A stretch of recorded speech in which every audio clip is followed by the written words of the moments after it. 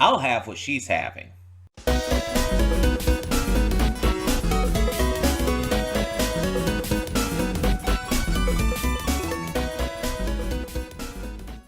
Hey everyone, welcome to Princess of Gay. I'm your host Connie, and today we are here with my blind reaction to When Harry Met Sally.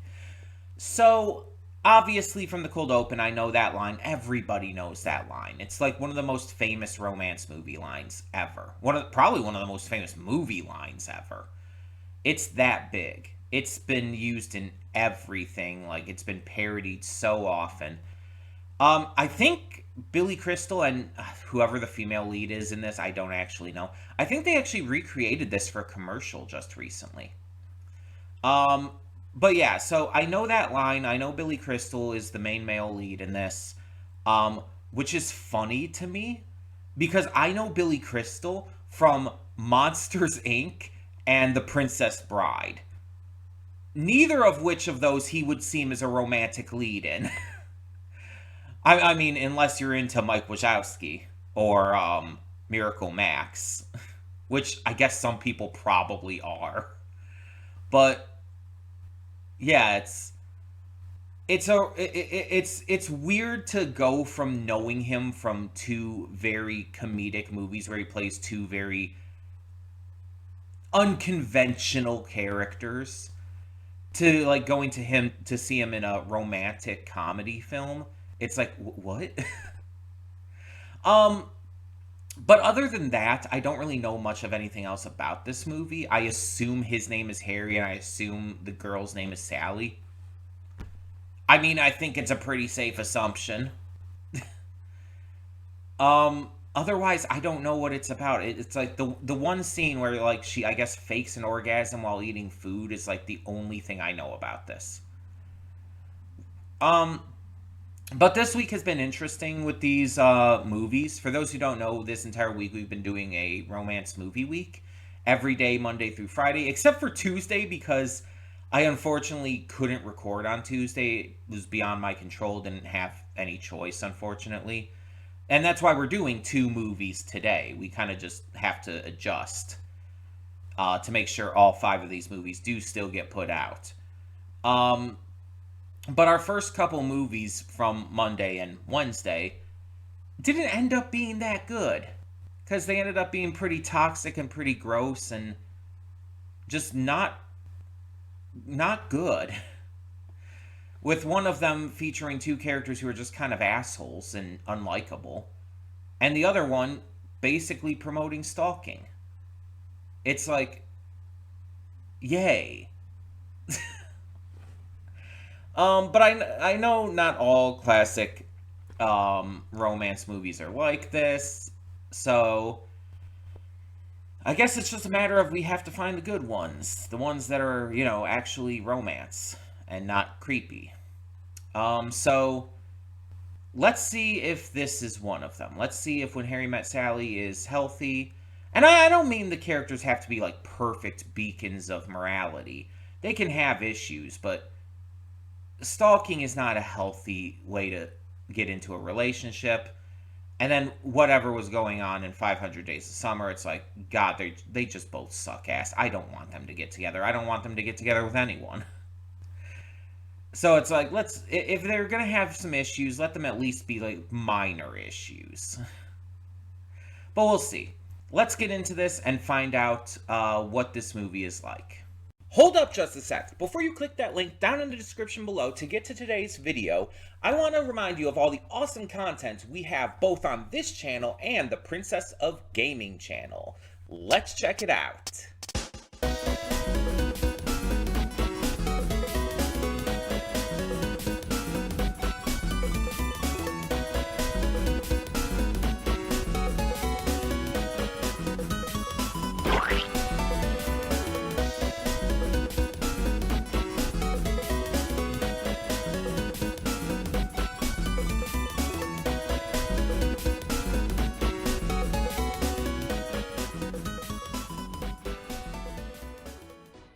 And we are back, and we'll begin with spoilers in 3, 2, 1, now.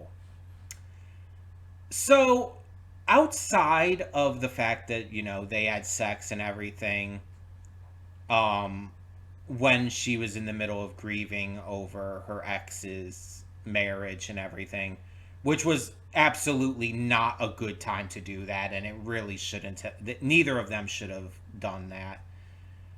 Outside of that, neither of these characters were actually problematic. Wow. You can actually make a romantic comedy without the characters being a problem. It's amazing. Good job, Nora Ephron. Good job. I am being a sarcastic asshole because it is fitting for the movie. But in all seriousness, no, like compared to, oh my god, mind is blanking. Um, I keep wanting to say like 500 Days of Summer, but I know it's not that one. It's the other one. Nora. It's the other one. Sleepless in Seattle.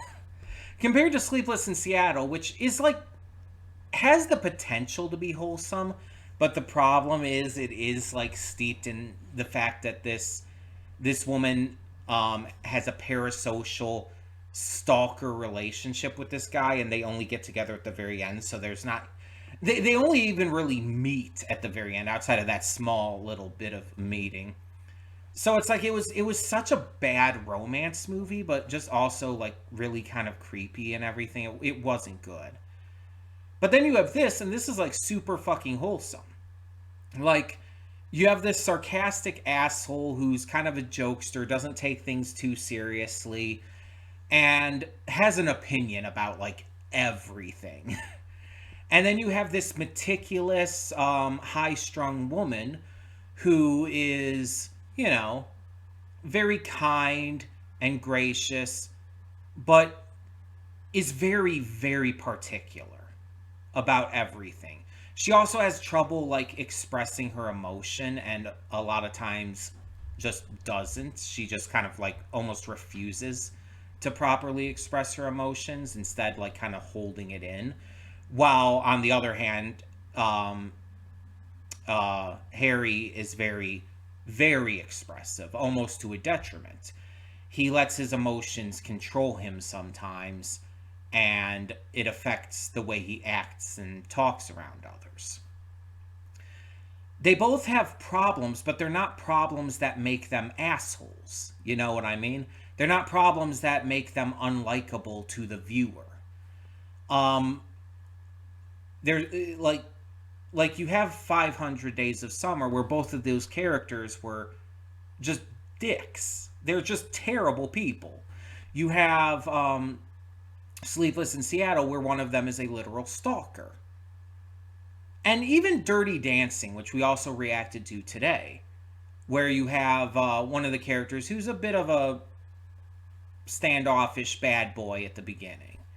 Although he does become better. He absolutely does. But it's like this one, it's just like they're just two dumb college kids who over the course of 12 years start to see each other more and more and more, ending up forming this friendship which ends up evolving into a relationship that kind of goes into the will they won't they section of things, but it's very clear that they will, and it's just a matter of like them admitting their feelings to each other. And because it's a movie rather than a series, they also don't have to play with that for as long. With a show that does the will they won't they thing, it takes forever. It just takes forever. But with a movie, it's like it's a movie. It's gonna be like they're gonna be together by the end of it. I also really loved the intercuts with all of these like couples, these older couples telling how they got together. It was very clearly going to end with the final one being Harry and Sally telling how they got together. I expected them to be older at that point too, which they could have done. They could have aged them up with like some makeup and stuff, very easily. I kind of wish they did to keep in theme, because otherwise it's like it seems like they're being interviewed by someone, right? Like for some kind of project or some kind of like documentary or something. But you have all these couples who are like older, like in their at least 60s. And I would say at least mid to late 60s. But then you have them, and they're still in their like 30s, and it's like, okay. It just feels off to have them be still that young when all the other intercuts are showing like the older couples. And they easily could have just made them look older and had it so like they're telling the story from their past and all. It would have worked great. And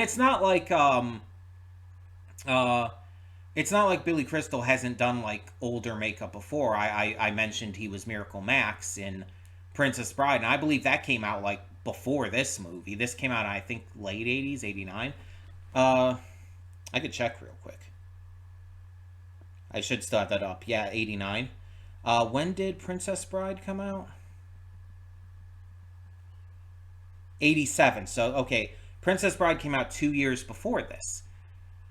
And I mean, obviously, Miracle Max's makeup in that was like also really crazy and kooky in design, but they could have still given him like makeup that made him look like he was just genuinely older. They could have done that in that time easily. And the same thing with her. And maybe even use a wig or like dye their hair a little bit gray. They didn't have to be like 80 years old looking or anything, but just make them look older so it fits more with the theme. That is a nitpick. I know it is entirely a nitpick, but I just kind of wish they were older in that last intercut, just to keep on the theme. But I still love the intercuts. I think they were great. I like their friends. I think both of their friends were pretty cool, and I like that they ended up together. That was like a really cool twist to end up seeing. Um, and I like how their relationship, Harry and Sally's, felt very like real. These two people who like met once, basically not on coincidence, but out of like necessity because she was asked to help give him a ride and everything. And then like they just happened to meet 5 years later. That is coincidence. And then they meet another 5 years after that, and they start to like realize, oh, we just keep meeting. Let's actually keep in touch. Let's actually be friends. And it starts to like build, and you see their relationship start to grow from there, to where they do become genuine friends, and you see them start to hang out and start to like confide in each other, and you definitely see their relationship and their romance growing. But because of how their relationship started, and because of the things that they've said to each other, they are kind of afraid to actually start a relationship, and they're kind of dancing around it. And so when something does happen, when they do sleep together, it ends up like hurting their relationship because they never committed to this. And they slept together on basically because she was grieving at the moment and just needed comfort. And like he knew right away. You could see when he was like laying in the bed, he was scared. He was terrified of what he did because he was afraid that their relationship was destroyed, because he cared about her and he knew that that was wrong. And I'm glad that they expressed that that was wrong. And the thing is, I don't think she fully realized at first. You could tell she was coming to realize in the end, especially with the phone call and everything. Like, she understood it was bad, but like at first, like before he left and everything, she was like just super into it. But the reason she kind of ended up being so standoffish against him after is because of the way he acted, and he never really properly apologized and handled it until later on. I like that this story also like tackles this relationship over this long period of time. We get to see how they grow, how they change, and it's really an interesting way to handle that. Because there's been movies where the characters will like age, and will have it like take place over multiple years or decades or whatnot. It's not a new concept, but the way it was done here, they meet when they're like young college students, like 21 years old, and then it's like 5 years later, and they just happen to meet again after their meeting then 5 years later. It's like it's like almost by clockwork, and it feels like almost destiny, you know. It's really interesting, and then after they eventually become friends, it time does still progress, and you start to like get a vibe for that. They'll say like, oh, it's been months or weeks since that moment, etc. And it's done in such a natural, believable way that it's like you don't question it. Just like their relationship, how it builds up in such a natural, believable way. They have amazing chemistry. Like, that's just undeniable. Billy Crystal and Meg Ryan, phenomenal chemistry on screen. Um, and I was very interested to see like the context behind the faking the orgasm scene, the I'll have what she's having scene, because I've known about that scene forever. Because of course I have. This movie came out before I was born. It's been ingrained in pop culture ever since. My entire life, I have seen pop culture reference this scene, but I've never actually seen the scene. I might have seen like a small like clip of it before, but never the full scene, and never the context behind it. Um, and honestly, I'm not even 100% sure if I have seen a clip of it before. I probably have, but you know. But like in context, it's like I was trying to figure out like before it happened, how is this going to feel? Is it going to like feel forced? Is it going to feel like unnatural? Or is it actually going to work? And it worked because the context, because their conversation was not out of the ordinary for how they would talk to each other, how they would act around each other. And like she, as high strung as she's been, she has been loosening up after like, you know, getting to know him and meet him and stuff.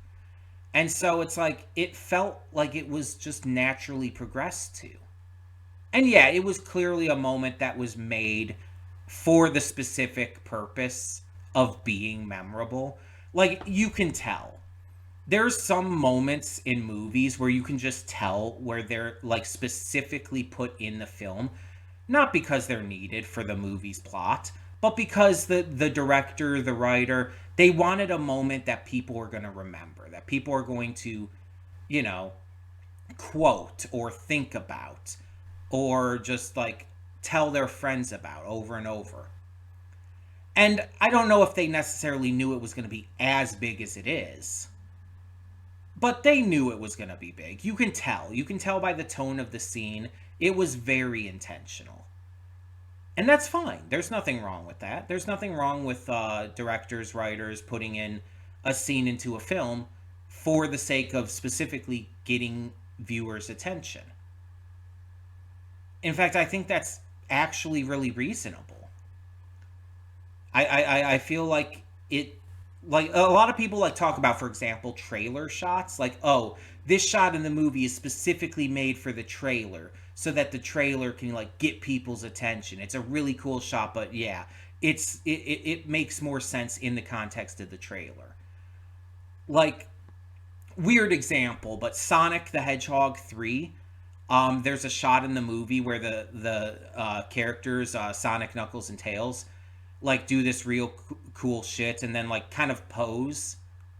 And then there's a moment later in the movie where like Sonic and Shadow are like fighting robotic enemies in space, and they like and it like freeze frames and they're posed like right in front of the screen looking towards the screen. It's obviously a trailer shot, very blatantly, but it was also really fucking cool. And it's like you can't deny it works even within the context of the film. Yes, it was made for the trailer, but it still works. That's how this scene was for me. It's very clear it was meant to be a scene that people talk about, a scene that gets people's attention, that they quote. It was meant to be a memorable scene.